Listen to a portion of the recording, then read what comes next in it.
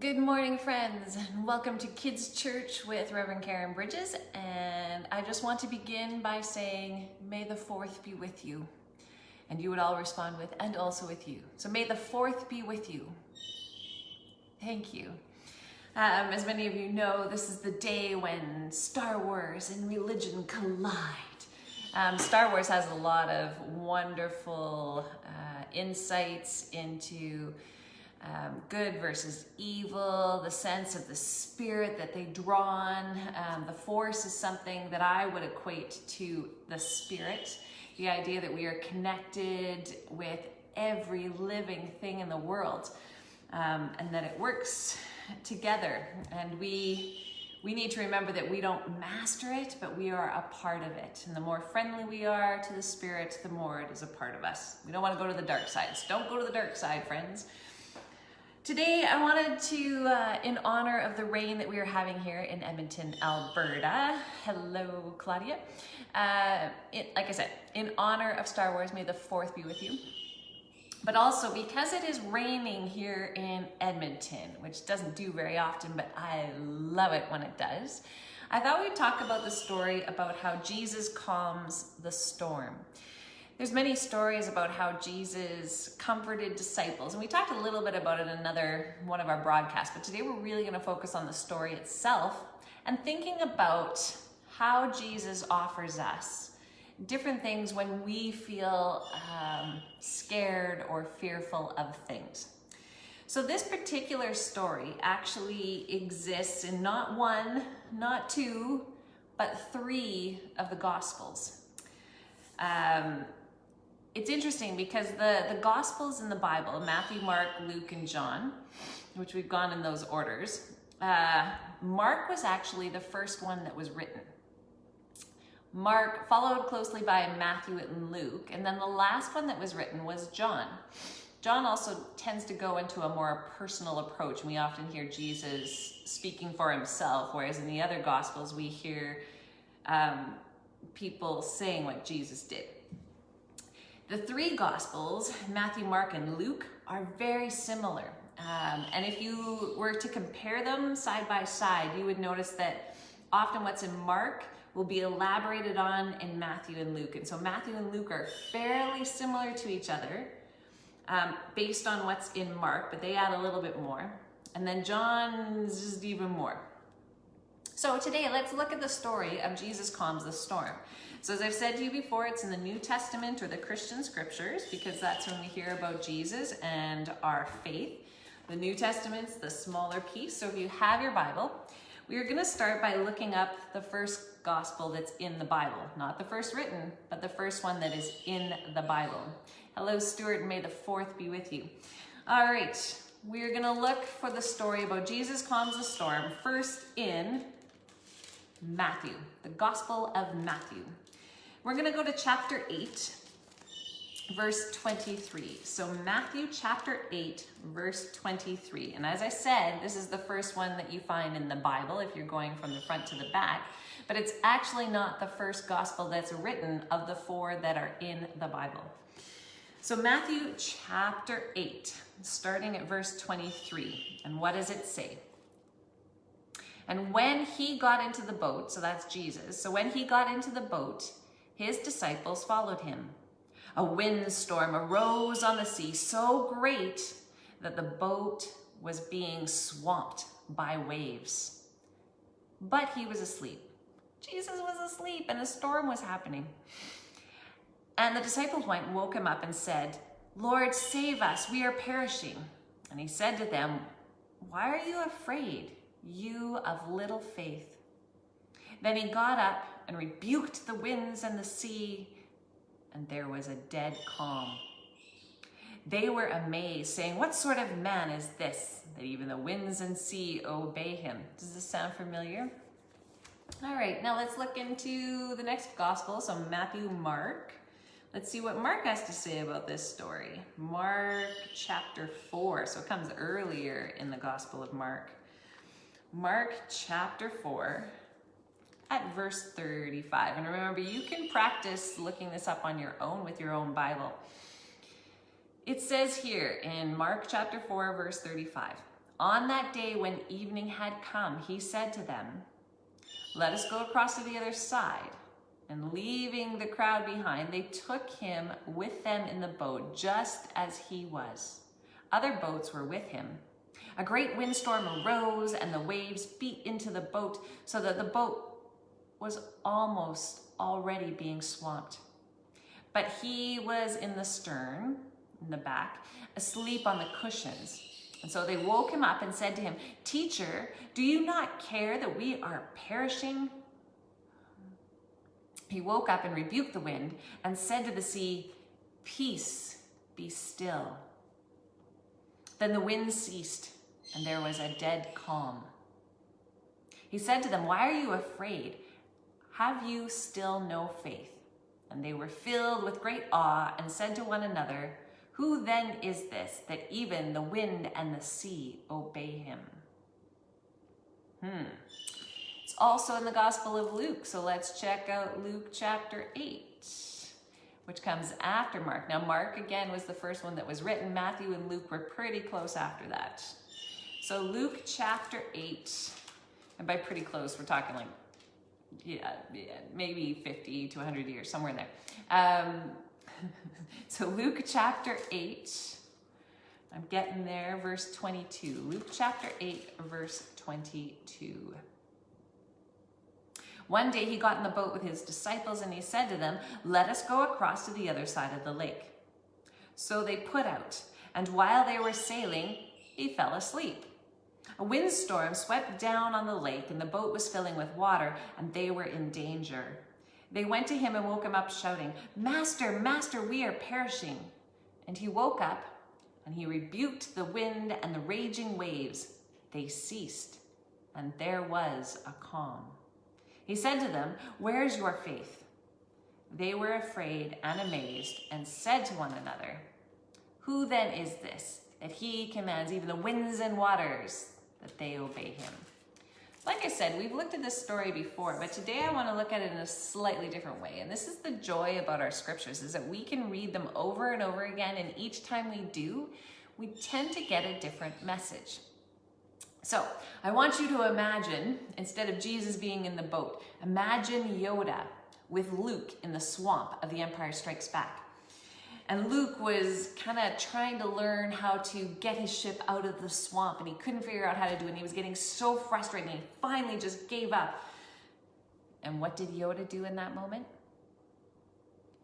Yoda calmed, focused, gathered the energy all around him, put out his hand, and was slowly able to lift the ship out of the swamp and move it over and place it on the dry ground. And Luke was shocked. I'm sure that's kind of how the disciples felt too when they were in the boat and there Jesus was sleeping away, and then suddenly when they wake him up, Jesus gets up and looks out at this crazy sea and says, "Silence, be still." I want to do a little science experiment today to talk about how we're going to talk about how this experiment is like Jesus' power. So we're going to go over to the sink. If you happen to have an empty plastic bottle, kind of like a pop bottle or something like that, that would be really helpful. You might need a tack of some sort. I'm just going to raise you up and tilt you down here. All right, so I have with me a bottle of water, as you can see. And right now it's got the cap on it. And I'm gonna take this tack and I'm going to poke holes into the bottle. And I've actually already done this a little bit just because I had to make sure it worked. All right, so there are holes in the bottle. Now I want you to imagine that as I open up the lid, this is what happened, or what was happening before Jesus woke up in the boat. So you can imagine, are we watching? Do you see the storm happening? And then Jesus said, "Silence, And as soon as he turned that on, he said, silence, and the sea calmed. You want to see that again? So, this is, while Jesus is asleep, this is what's happening. See this? See what's happening to Jesus? And then Jesus calms the storm. Silence! I'm getting very wet. So what do you think this means? How is this experiment like the power of Jesus? Jesus, like Yoda in that moment, was able to really just gather all the energy and calm the storm. It's a pretty amazing story and we love it. And I don't know of anyone else that's been able to do that. I mean, I've tried, let me tell you, I've tried to make it rain and it won't rain, but that's because I like the rain. Some people try to make the sun come out, I try to make the rain, and there's others that love the snow. But remember that, I'm gonna add some more water here just because it's a better effect when it's full. So just remember, this is what happened while Jesus was asleep. Woo! And then Jesus calmed the storm. Jesus asleep, silence, calms the storm. Ha! Have there ever been moments in your life when you were really afraid? When you were scared of something? And I wonder, how did your faith or how did Jesus help you in those moments? There's been a couple times where I've been a little bit scared. I kind of like some scary things, but some other stuff I don't like as much.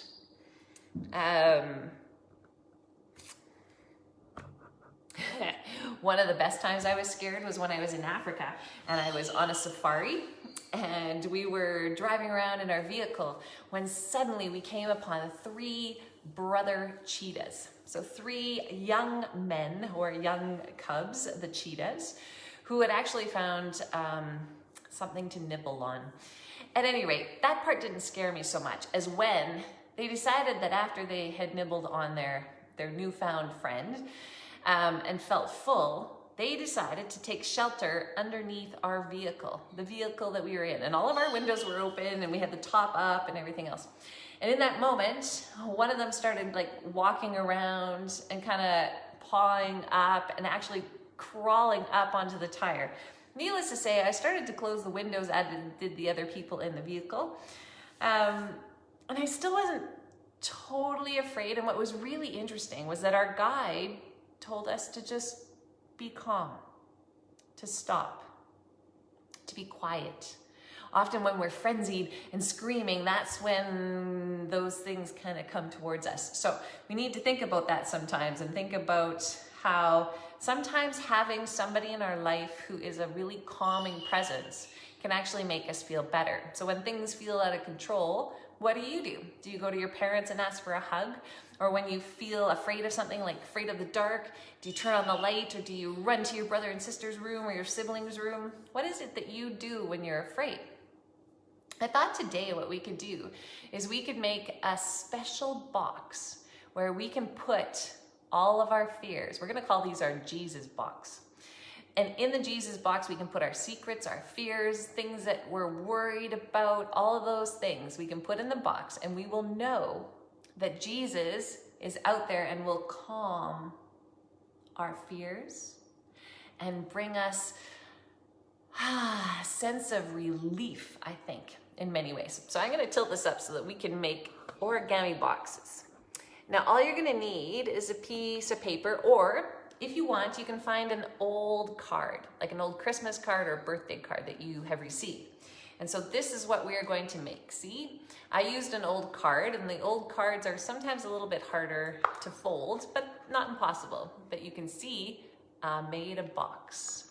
And all I did was fold paper or cardboard. What I like about using a card is that you get a pretty design on it. So we are gonna do this together, and it's a lot of folding, but it's pretty easy. So if you have a piece of paper, like I said, it doesn't have to be anything fancy. The first thing we're gonna do is we're gonna fold it in half. And then we're gonna cut it, because we want 2 pieces. We need a top and a bottom of our box. A top and a bottom of our box.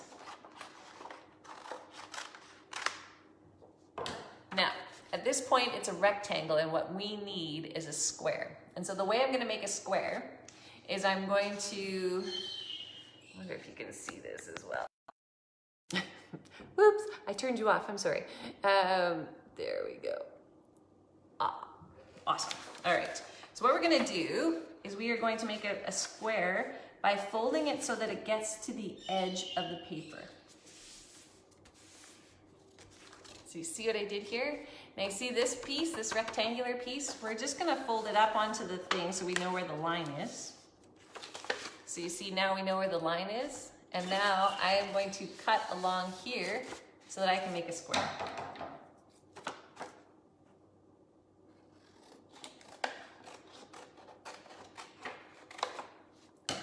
So now I have a top. Now what we want to do is we want to get another square, but we want this square to be slightly smaller than the other one. So how are we going to do that? So if we were, let's just do this system again here. So we're gonna fold it up in a triangle.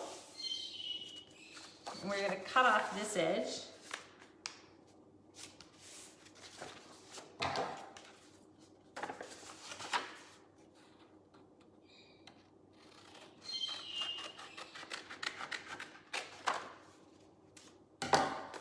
All right, so right now we have two squares that are basically the same size. So I wanna make one of them slightly smaller. So what I'm gonna do is I'm gonna fold it like this, and I'm just gonna cut just a little hint off of each of the edges because we wanna keep our square.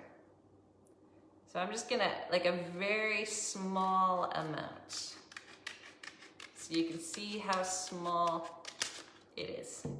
See, I just took a hint off. And we have to do it on both sides so that we still have a box. And it may not be perfect, and that's okay. All right. So now, I'll just use different colors here, the slightly different colors. So you can see now that one of our boxes is bigger and one is smaller. So let's start with the smaller box because that is gonna be the bottom of our box. And you can decide if this is gonna be the inside or this is gonna be the inside. So you see on mine, I used the outside of the card there, but if I open up my box, you see the pink on the inside. All right, so the first thing we need to do, I'm just gonna open this up to remind myself how to do this. All right, so the first thing we're gonna do is we are gonna fold it in half. There's a lot of folding, and you wanna do it so that the edges are really nice and hard. So you wanna fold it in half, just like that, okay? So we folded it in half. Now what we wanna do is fold this piece in half. So you see what I did there? And then we're gonna fold this one into this way.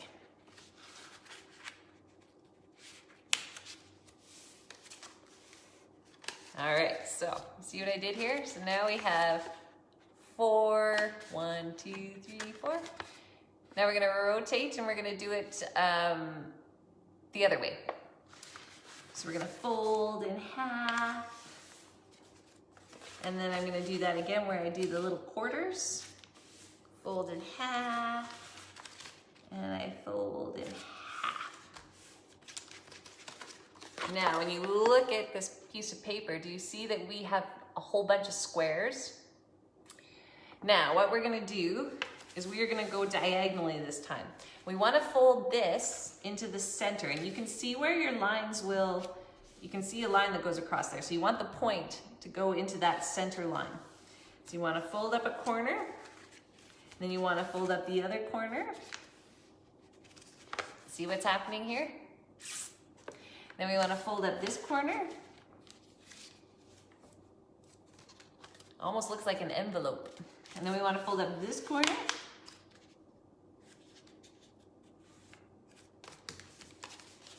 So you see, we now have another smaller square. All right, let's open it up again. Now, you see where your corner was? We're gonna just flip up the one side. And then what we're gonna do is we're gonna fold it in half to that center line, and you wanna try and keep the point in a little bit. And you wanna, see what I did? So I just folded it in half.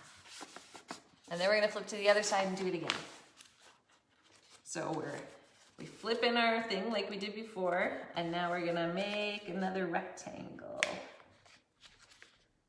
And it's helpful when they touch in the middle. Now, what you're gonna notice is that we are already starting to make a bit of a box. Do you see what I'm doing? It's like a little box. All right, we are gonna do that to the other side now. We're gonna fold into the middle, and then we're gonna fold in the half part again. Fold in the middle and fold in the half piece again. We're almost done. We're really, really close. We're up to the hard part here. So you see that it makes the box again. You see? Ha! All right, here is the tricky part. We need to, knowing where the box would end up, we need to fold in these side pieces so that they kind of pop in a little bit. It's really hard to see. You kind of fold in so that, I'm gonna take the box out. So we're folding in. You kind of need to keep up the side.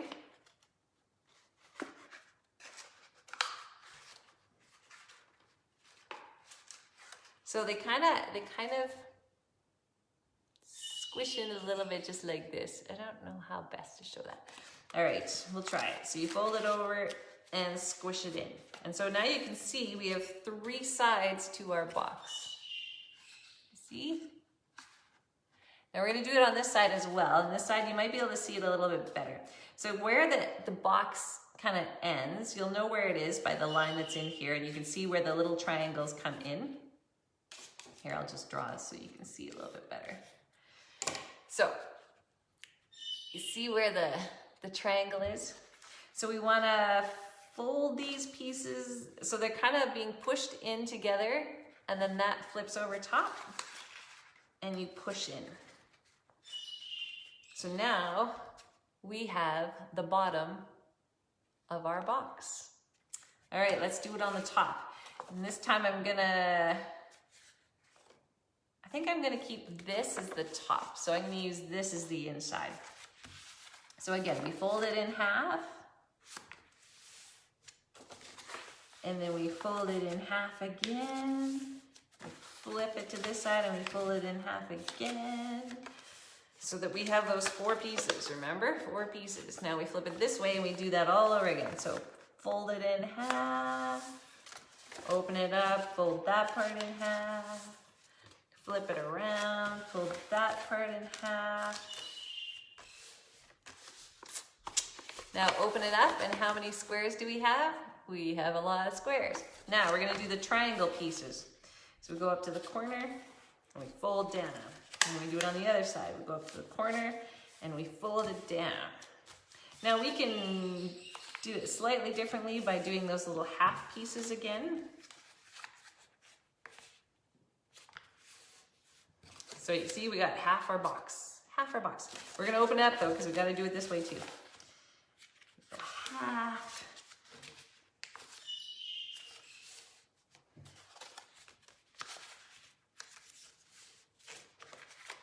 And always press down when you're doing this, because it helps it to give the shape of the edges really well. All right. So here comes the hard part. We know that we need to flip in and pull over.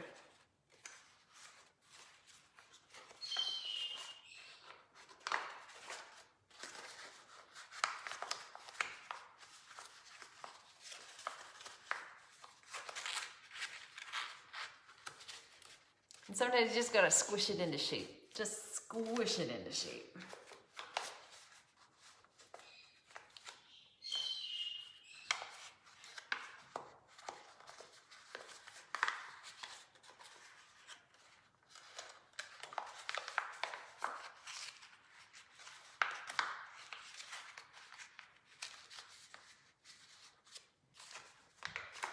And like I said, it doesn't have to be perfect. You just need another box. And so that box goes on top of this box. And now we have our Jesus box. So that is how we make our Jesus box.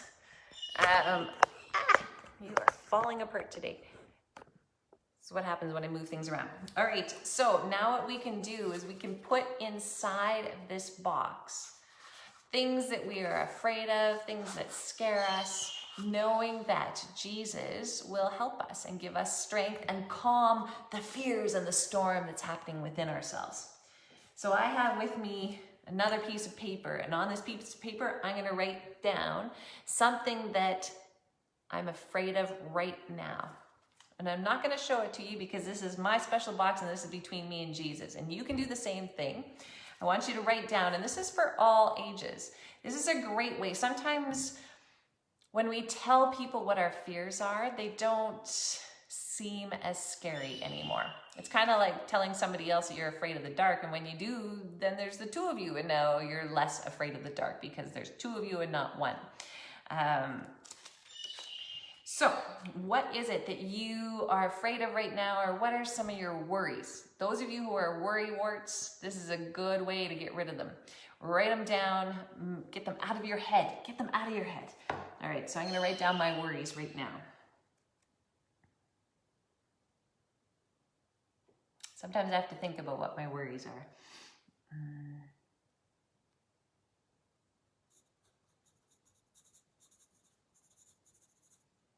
All right, so I've written one down. I'm gonna take this and I'm gonna fold it up. And I am going to give this to Jesus, and I'm gonna put it in my box. And you can see there's lots of room for more. And I'm gonna put a lid on that. And I'm gonna hand it to Jesus to deal with.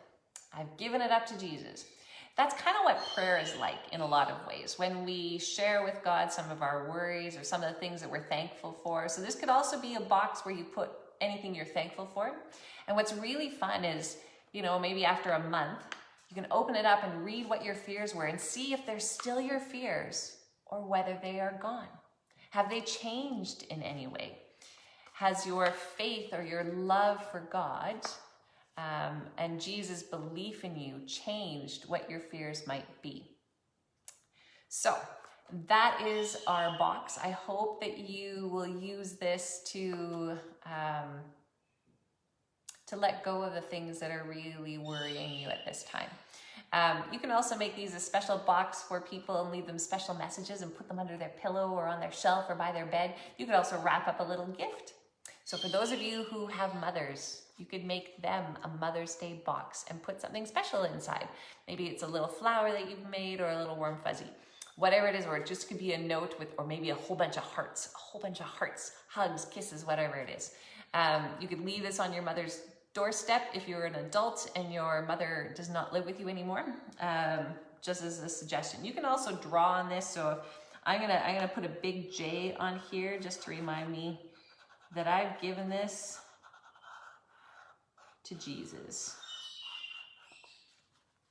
The big J, given this to Jesus. So friends, as we go from here today, go knowing that we are not alone because God loves us. I miss you all, and I hope you're doing well today. Enjoy this rain and know that it brings